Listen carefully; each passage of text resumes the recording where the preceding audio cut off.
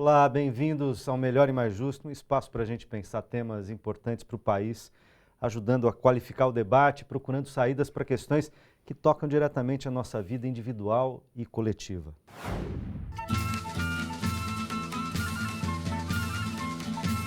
Viva! Cultura viva. O que se cultiva, não necessariamente o que se acumula. Cultura, saberes, fazeres, pensares, aquilo que transforma, transborda, transcende. Na periferia, no centro, no interior, no assentamento, nos quilombos, nas tribos indígenas, em qualquer lugar, um lugar qualquer. Material e imaterial, viva. Como resultado de intensa e ampla luta de movimentos sociais, acaba de ser regulamentada uma política de Estado que quer potencializar iniciativas culturais populares brasileiras, de milhões que produzem cultura e nunca foram valorizados. Política para dar condições a segmentos sociais importantíssimos.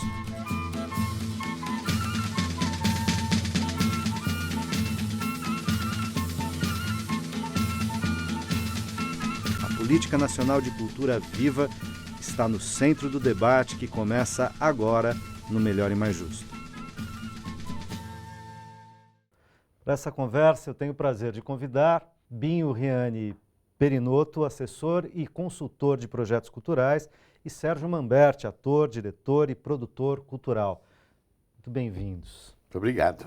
A recente regulamentação da Política Nacional de Cultura Viva, instituída pela Lei 13.018 de 2014, traz oportunidades para o fortalecimento da expressão de vários grupos que compõem a diversidade brasileira e, de certa maneira, integra o Plano Nacional de Cultura. Em que medida essa política amplia a voz de grupos culturais, ou pode ampliar a voz de grupos culturais que não estão inseridos no chamado mercado formal de cultura? Como ela facilitará, se é que facilitará, o acesso dos brasileiros aos bens culturais no país? Vou começar com o Binho, porque o Sérgio estava nos contando que, sobre essa lei especificamente, o Binho está mais informado. Então, eu queria, inclusive... Que ela é mais recente. Que ela é mais recente, né? Inclusive, saber por que do adjetivo, por que usar o viva para qualificar a cultura. Na verdade, eu acho que a vinheta mesmo também, de modo até poético, fala de um jeito bem legal sobre isso.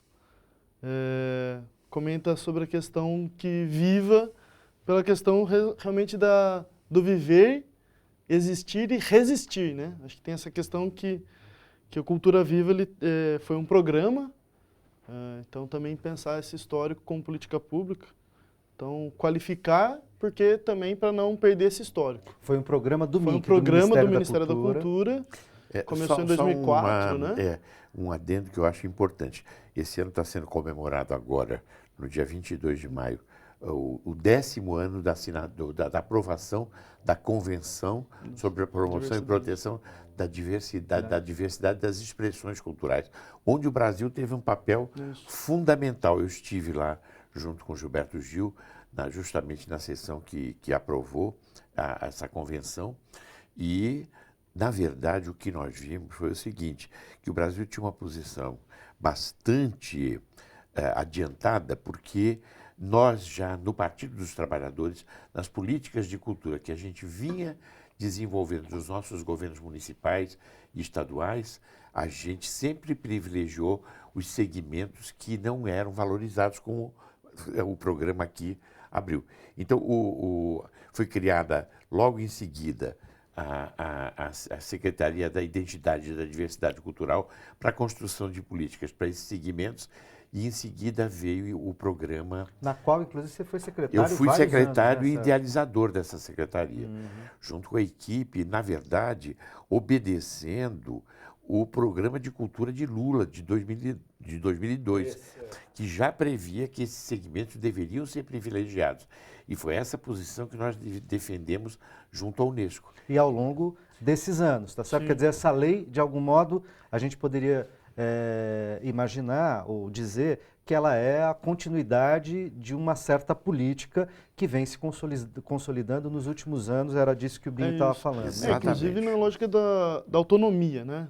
Ela tem muito forte essa questão de promover o empoderamento e autonomia dos diversos grupos culturais, manifestações artísticas, expressões culturais do povo, né?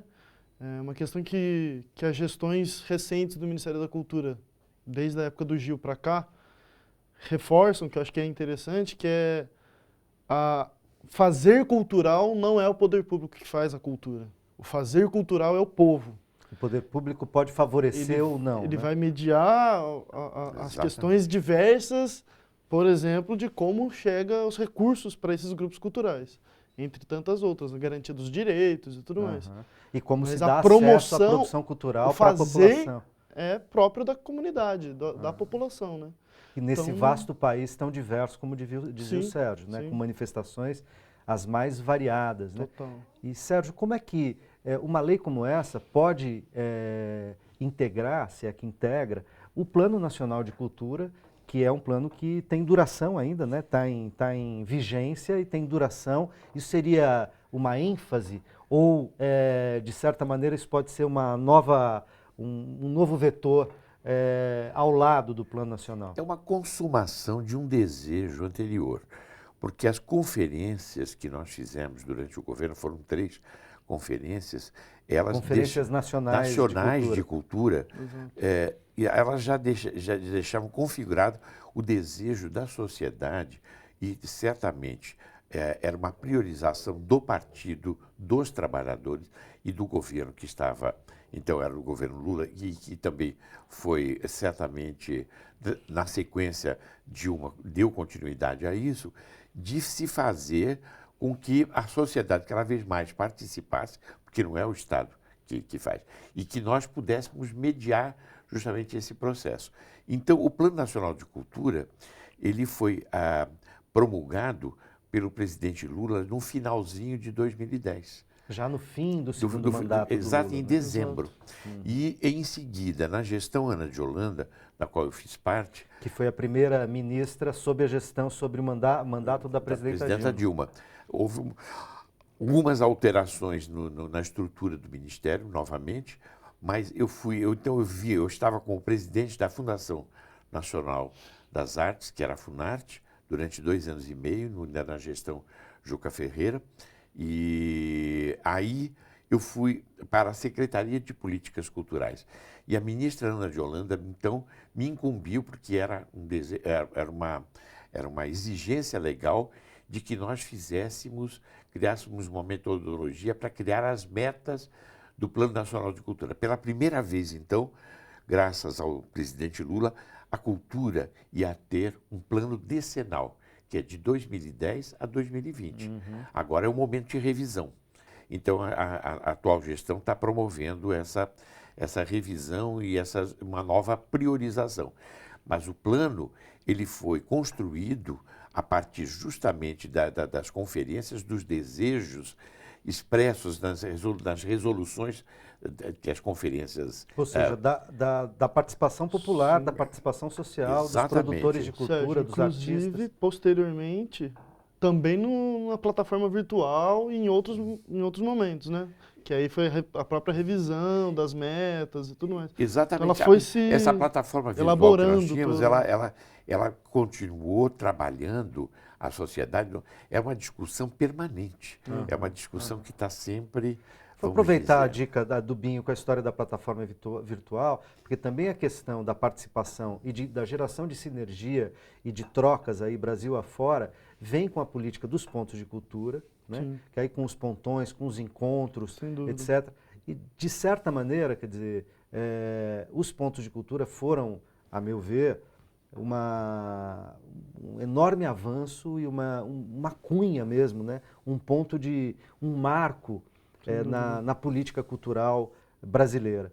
A política Cultura Viva, essa nova lei, e mesmo o Plano Nacional, quer dizer, eles continuam sustentando a lógica dos pontos de cultura e do que ele implicava, ou não, ou houve mudanças?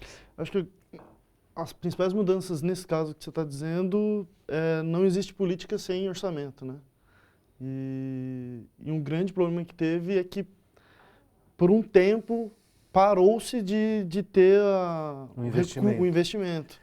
Não, Mas não se um teve aspecto- outros editais Tem um nesse aspecto aí período, né? importante, que é o seguinte, ela deixa de ser programa de governo e passa a ser lei. Não, agora é Entendeu? recente, né? É, Mas antes recente, é disso, isso. estava numa secura, vamos dizer assim, né?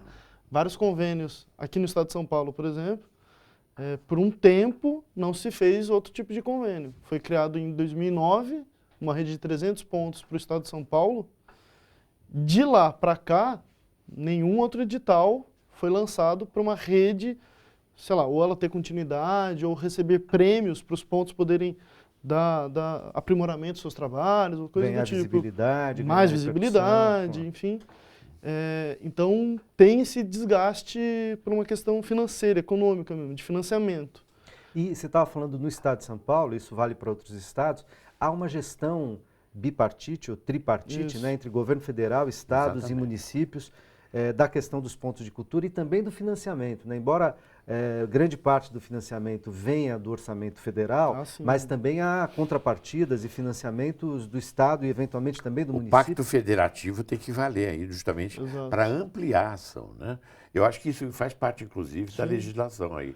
Agora a nova lei ela vai fortalecer A nova lei é esta, da a- política de cultura viva. Isso, a lei Cultura exatamente, lei da Viva. cultura viva. Ela fortalece que, por exemplo, todos os convênios daqui para frente com os municípios, eles não se deem mais apenas numa lógica bipartite. Os estados eles vão ter que estar um pouco Mais empenhados, mais né? empenhados em contribuir Obrigatoriamente. que se efetive essa política na ponta, né? Porque a ideia também de ponto de cultura a gente sempre fala que é o que está ali na ponta, já fazendo seus trabalhos, já realiza, então esse recurso para chegar na ponta, o Estado também tem que estar supervisionando, vamos dizer assim. Então O recurso do Estado governo não federal. tinha obrigação. Exato. Hoje ele tem. Porque Isso muitas está em redes lei, eram- Isso está na lei. definidas as Isso, obrigações do agora Estado. sim. E dos municípios também, ou só dos Também, estados? também, Dos também. municípios. Mas o mais interessante que tem é essa possibilidade de não se dar mais apenas um recurso federal com municipal ou federal só com estadual. Agora todo repasse que é com municípios, o estado onde o município está localizado também vai ter que estar atuando pactuar. junto. Vai ter que estar no pacto junto. Pactuar esses planos, os pontos. Exatamente. Então Para vai fortalecer. garantir realmente os recursos e a efetividade da Eu imagino que política. isso vai engrandecer também, por exemplo, os próprios encontros, né? Isso E aí também retoma, fortalece. vocês acham que retoma, Eu acho que sim. incrementa, né? Acho que Retoma o tem- fomento sim. e digamos, a quentura, a intensidade da questão da política dos pontos de cultura. O que é interessante pensar também é o próprio processo histórico que teve da lei também, por exemplo, porque ela foi tentada algumas vezes com iniciativa popular, por exemplo, que é nessa ideia da autonomia, da gestão dos próprios pontos de cultura, dessa rede Cultura Viva, foi tentado lá atrás, nem lembro, acho que 2008, 2009, acho. Então, assim, ela tem um histórico de ser uma demanda muito forte da população. O Sérgio falou das conferências. A lei foi prioridade mais de uma Exatamente. conferência. Assim, na última, recente, ela ficou entre as 5 das prioridades Principais. quando ela já estava para ser aprovada. Assim, ela já tinha a lei tramitada na Assembleia Legislativa e tudo mais, nas casas de leis. Isso é importante ser dito, né? Porque como você está no início de uma nova gestão à frente do Ministério da Cultura, com Juca Ferreira, que já foi ministro e volta a ser agora, mas poderia imaginar que, assim, bom, em 4 meses de novo governo, você aprova uma lei, mas essa lei, então, vinha sendo gestada desde a gestão do presidente Lula. Certamente. A Comissão Nacional dos Pontos de Cultura, por exemplo, tinha um GT específico de legislação só para poder ter um estudo mais apurado e detalhado. Qual é a demanda, como ela é possível ser colocada na lei e tudo mais. Porque a Comissão Nacional dos Pontos de Cultura ela é o espaço da representação dos pontos nesse diálogo com o Ministério da Cultura. A né? gente sempre tem trabalhado sempre complementarmente. A primeira coisa que foi criada foi a Secretaria da Identidade e da Diversidade Cultural. Eu fui o primeiro secretário e nós começamos então a fazer um trabalho de construção de políticas com absoluto protagonismo dos segmentos que estavam participando. Então, as primeiras iniciativas foram com o movimento LGBT, justamente o apoio à diversidade, às demandas, né, da diversidade sexual. o apoio às paradas, né, gays, e também a toda a questão de gênero, né? E depois as culturas populares e as culturas indígenas. E aí nós fomos alargando, aí passamos para a saúde mental, cultura da infância, uma área voltada totalmente para os trabalhadores, ou seja, a gente fez um trabalho muito importante. Em seguida, vieram os pontos de cultura. O que os pontos de cultura significaram? Eles não eram uma política no sentido do que a gente fazia de construção de políticas públicas para os segmentos, mas era justamente através das iniciativas que a sociedade já vinha desenvolvendo em várias áreas. Transformar as iniciativas em política de cultura, né? Fazer uma política ascendente. Exatamente. E elas, de uma certa maneira, cima. vamos dizer, elas se encaixavam e se complementavam com as políticas da Secretaria da Identidade e da Diversidade Cultural. Tanto que a ministra Ana de Holanda terminou na gestão dela por fazer uma fusão entre as duas, entre a Secretaria de Cidadania Cultural e da Identidade Cultural. E hoje chama-se Secretaria da Cidadania Cultural. O que, de uma certa maneira, prejudicou bastante a atividade da Secretaria da Identidade e da Diversidade Cultural, porque ela tinha um direcionamento justamente para esses segmentos. E a política dos planos de cultura, ela é mais, vamos dizer, pulverizada, Sim. entendeu? E como havia já da última gestão do Juca Ferreira, ficou uma dívida mesmo, no sentido de continuidade, porque os pontos de cultura tinham sido bastante incrementados, mas os recursos que... Faltava orçamento. O orçamento não veio no momento certo. Então, foi na gestão da Ana de Holanda que a gente teve que dar um reordenamento nisso. Então, essas políticas ficaram um pouco prejudicadas, E agora, eventualmente, a gente começa a retomar. Desculpa, Sobinho, já vou te dar a palavra, mas a gente precisa fazer um rápido intervalo e já volta.